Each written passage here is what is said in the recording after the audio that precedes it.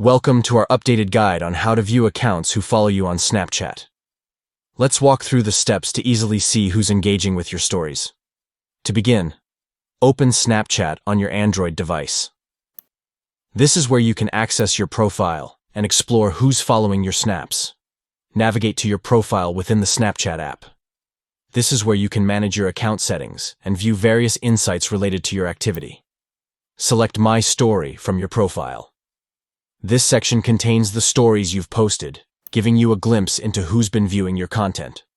Now, swipe up on the screen while viewing your story. By doing this, you'll reveal a list of users who have interacted with your story by viewing it.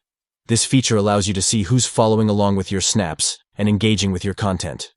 By following these simple steps, you can easily track and view the accounts that are following you on Snapchat and staying up to date with your stories.